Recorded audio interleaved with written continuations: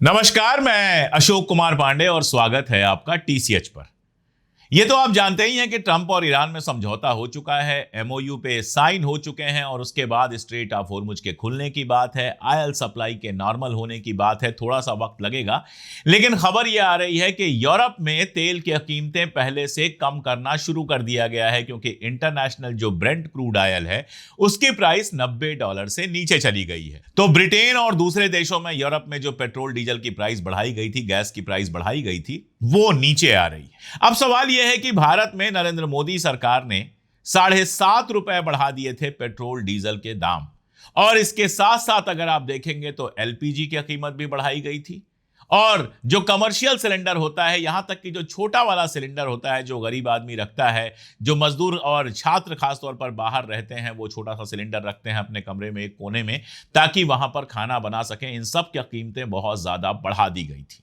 अब सवाल वही जो मैंने पूछा, वो सवाल ये उठता है कि अब, क्योंकि जब बढ़ाया गया था तो सारी जो भक्त मंडली थी और सरकार ये कह रही थी कि इंटरनेशनल वजहों से बढ़ाया गया है, स्ट्रेट ऑफ हॉर्मुज से तेल नहीं आ रहा है, तेल की कीमतें बढ़ गई हैं, गैस की कीमतें बढ़ गई हैं, इसलिए हमको बढ़ाना पड़ रहा है। और जो भक्त थे वो कह रहे थे कि मोदी जी बेचारे क्या करें, जब इंटरनेशनल मामला है तो उनको कीमत बढ़ानी पड़ी है। उनसे मेरा सवाल है कि अब जब इंटरनेशनल प्राइसेज घट गई हैं, जब स्ट्रेट ऑफ हॉर्मुज से सप्लाई नॉर्मल होने जा रही है, तो क्या नरेंद्र मोदी सरकार इकट्ठे ₹7.5 जो बढ़ाया गया था युद्ध की वजह से, वो ₹7.5 डीजल और पेट्रोल से कम करेगी, सीएनजी से कम करेगी, एलपीजी पर जो जबरदस्त बढ़ोतरी हुई थी, कमर्शियल सिलेंडर की, नॉर्मल सिलेंडर की, छोटू सिलेंडर की, क्या वो सब का सब वापस लेगी? अब देखिए, मुझे ये मत याद दिलाइएगा कि एक टीवी एंकर ने कहा था, एक महिला टीवी एंकर है, उन्होंने कहा था कि ऊपर ऊपर कोई खास फर्क नहीं पड़ेगा,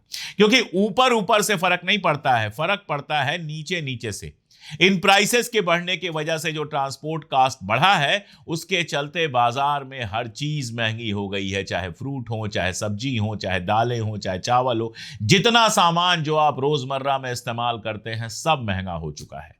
तो क्या नरेंद्र मोदी सरकार देश को महंगाई से निजात दिलाने के लिए इन सारी चीजों की कीमत कम करेगी? अगर कम करती है तब तो यह माना जाएगा, चलिए इंटरनेशनल क्राइसिस थी, बढ़ा दिया, अब इंटरनेशनल क्राइसिस खत्म हुई है तो घटा दिया।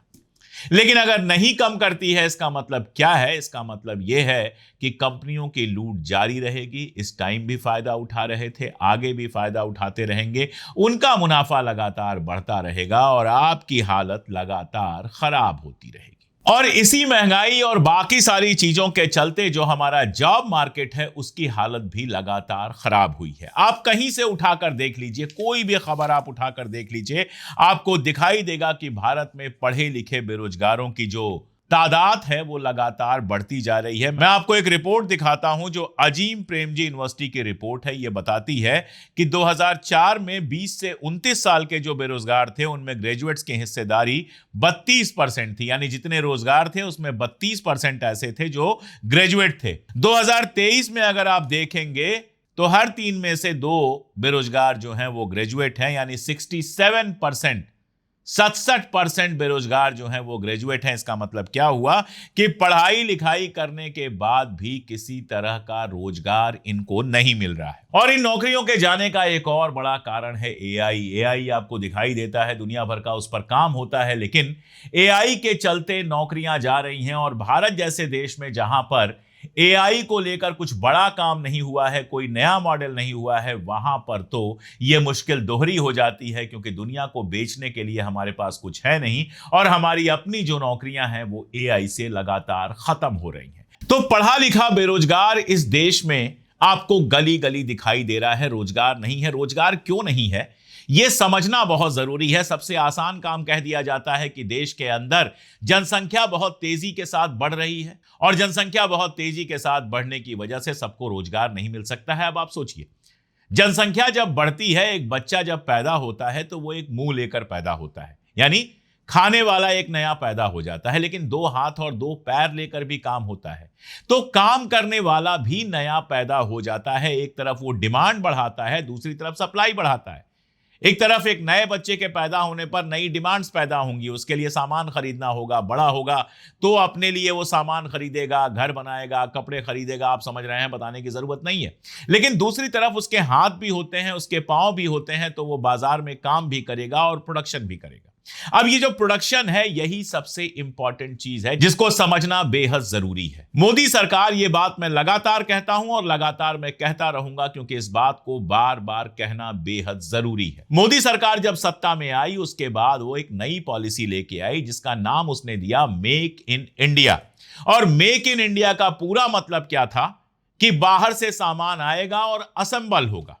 यानी हमारे यहां जो नई चीजें बननी होती हैं, जो ऐसी चीजें बनती हैं जो जीरो से लेकर और ऊपर तक सब कुछ हिंदुस्तान में बना हो, जिसका सारा इनपुट हिंदुस्तान में बना हो, जिसको हम मेड इन इंडिया कहते थे, उसकी जगह पर ऐसी मैन्युफैक्चरिंग शुरू हुई जिसमें सारा इनपुट बाहर से आता था और उसको आता है बेसिकली, और उसको असेंबल करके हम दुनिया में बेच रहे हैं। आज भारत मैन्युफैक्चरिंग के मामले में लगातार पिछड़ता जा रहा है और हकीकत यह है कि हमारे पास कोई ऐसा बड़ा प्रोडक्ट नहीं है जिसके बिना दुनिया का काम ना चले। अब आप देखिए, आप बाजार में मोबाइल खरीदने जाइए, एप्पल खरीदिए, सैमसंग खरीदिए, एलजी खरीदिए, जो भी मोबाइल आप खरीदते हैं, ओप्पो खरीदिए, एमआई खरीदिए, A1 या जो भी मोबाइल है, जो भी आप खरीदने जाइए, जितने इंपॉर्टेंट ब्रांड्स हैं, सारे के सारे ब्रांड जो हैं वो बाहर के बने हुए हैं। कई हिंदुस्तानी ब्रांड्स ने मोबाइल बनाने की कोशिश की, सस्ती कीमत पर मार्केट में टिकने की कोशिश की, लेकिन उनको न तो गवर्नमेंट का उस तरह का सपोर्ट मिला और न ही उनके पास उस तरह का टेक्नोलॉजिकल बैकअप और मार्केट बैकअप था कि वो बाजार में टिक पाते। इसलिए जो इंडियन मॉडल्स आए, बहुत जल्दी बाजार से बाहर हो गए। विदेशी मॉडल ने मोबाइल के मार्केट पर कब्जा कर लिया। और इसको तो आप छोड़ ही दीजिए, मोबाइल की बात छोड़ दीजिए, किसी भी फील्ड में जाइए, आपको टीवी खरीदनी है, आपको फ्रिज खरीदनी है, आपको एक अच्छी पेन खरीदनी है, आपको सिगरेट का लाइटर खरीदना है, जो भी आप खरीदने जाएंगे, आप देखेंगे कि विदेशी सामानों से बाजार पटा हुआ है। नरेंद्र मोदी जी अक्सर बातें कर देते हैं, विदेशी सामान ना खरीदें। आप जरा एक महीने, जो आपकी महीने की जरूरत होती है, वो केवल देशी सामानों से चलाने की कोशिश करें और फिर आपको समझ में आएगा कि जिन चीजों की रोजमर्रा हमको जरूरत है, वो तो देशी अवेलेबल ही नहीं है ही नहीं मार्केट में। सब कुछ जो भरा हुआ है विदेशी भरा हुआ है। चॉकलेट भी खरीदने जाएंगे तो नेस्ले की अगर चॉकलेट आप खरीदेंगे तो वो विदेशी चॉकलेट है, इंडियन नहीं है। इंडिया में फैक्ट्री है उसकी, इंडिया में बनती है, लेकिन कंपनी जो है वो विदेशी है। कोल्ड ड्रिंक पीने जाएंगे तो सारी कंपनियां आपको विदेशी मिलेंगी, चाहे वो पेप्सी हो और चाहे कोको कोला हो। जो इंडियन थी, थम्स अप इंडियन था, इंडिया में बना हुआ था, बिक गया। और भी कई सारी इंडियन, जब हम लोग छोटे थे तो गोल्ड स्पॉट पीते थे और लिम्का पीते थे, ये सारा कुछ इंडियन था। ये सब कुछ अब विदेशी हो गया क्योंकि विदेशी कंपनियों ने खरीद लिया। हमारे देश की पॉलिसी ऐसी रही कि देशी प्रोडक्ट्स को बचाने की जगह विदेशियों को भारत में बुलाने का लगातार हम काम करते रहे। अभी मोदी जी विदेश में थे, फ्रांस में थे, 2-2 टेलीप्रॉम्प्टर लगाकर हिंदी में भाषण दे रहे थे और उस भाषण में कह रहे थे कि जो भी आपके यहां साइंटिस्ट हैं, इन्वेंटर्स हैं, इन्वेस्टर्स हैं, वो भारत आए, हम उनको भारत बुला रहे हैं। कभी इतने प्यार से भारत के अंदर कहते कि जो इन्वेस्टर्स हैं, जो इन्वेंटर्स हैं, जो भारत के नए तरीके के टेक्निक को और बाकी सब चीजों को जानने वाले हैं, वो आकर मुझसे मिले हैं, मेरे साथ बैठे, मैं उनको सारी सुविधाएं दूंगा और वो भारत के अंदर रहकर ही प्रोड्यूस करें, भारत से बाहर ना जाएं।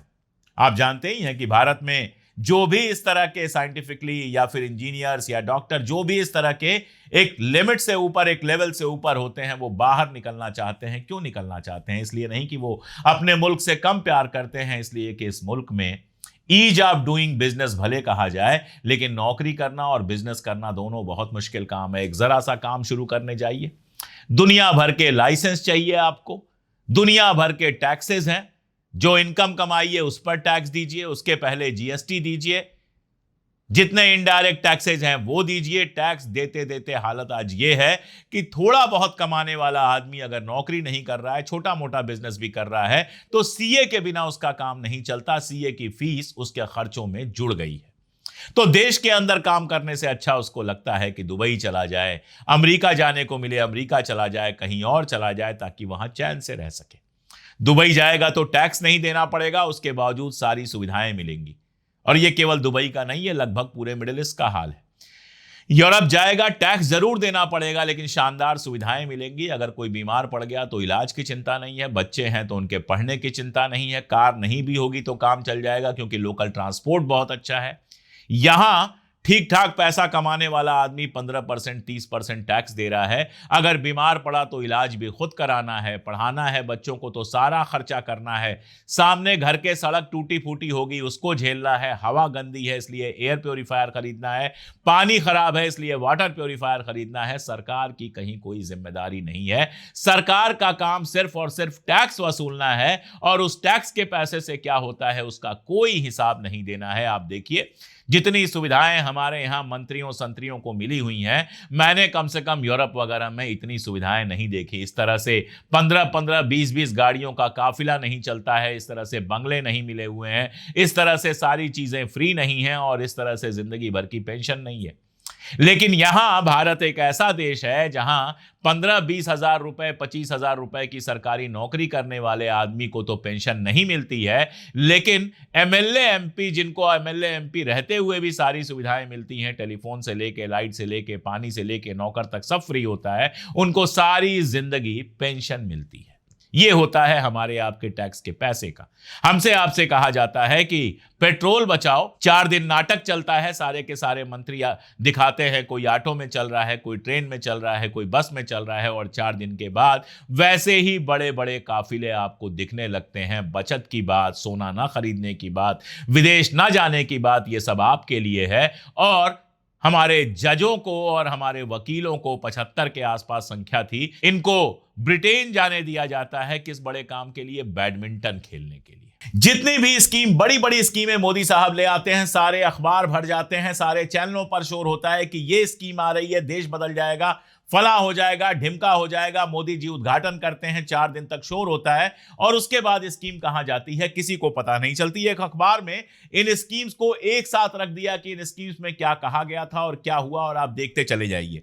स्वच्छ भारत स्कीम आई थी जिसमें कहा गया था कि 5.8 हजार करोड़ रुपए का फंड रिलीज हुआ है। आज के डेट में केवल 2.2 हजार करोड़ रुपए खर्च हुए हैं। और देश कितना स्वच्छ हुआ है ये सवाल मैं आपसे ही पूछ लेता हूं। बारिश शुरू होगी और आप देखेंगे कि कूड़े के ढेर आपको पानी में तैरते हुए नजर आएंगे। और वैसे तो किसी भी शहर में चले जाइए, कूड़े के ढेरों में किसी तरह की कोई कमी आपको नहीं दिखेगी। ऐसे ही स्मार्ट सिटीज का एक प्रोजेक्ट आया था, इसमें 9.7 हजार करोड़, 9.7 हजार यानी तकरीबन 10,000 करोड़ रुपए का फंड रिलीज किया गया था। और जो खर्च हुआ है वो केवल और केवल 182 करोड़ का फंड खर्च हुआ है, यानी 10% भी ठीक से खर्च नहीं हुआ है।